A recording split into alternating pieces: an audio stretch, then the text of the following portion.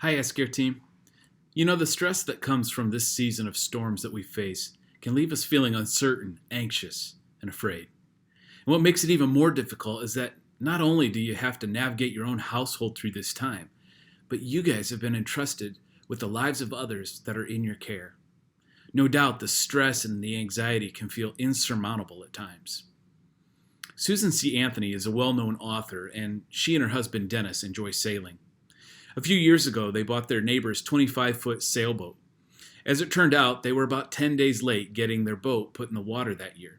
So they ended up launching the boat on a day that the weather was okay, but then it began to deteriorate.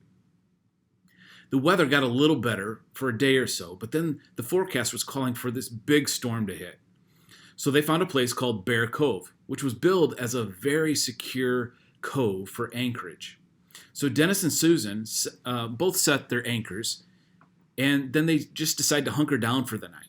The rain began pouring down in sheets.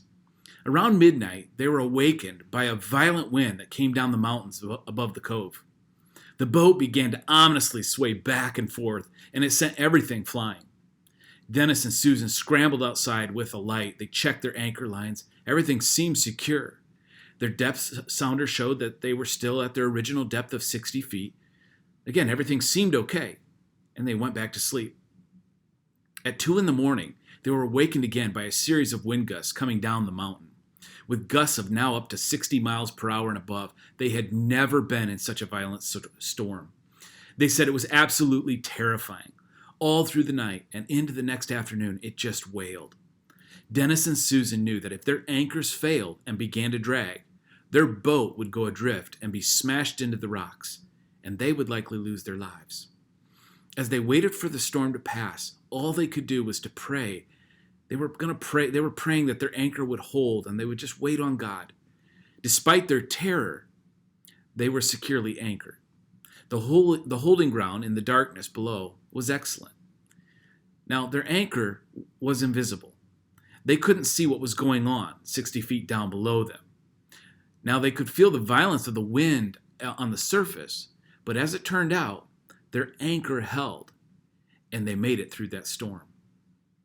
You know, skilled sailors have learned that getting a good anchor that will hold can be the difference between life and death.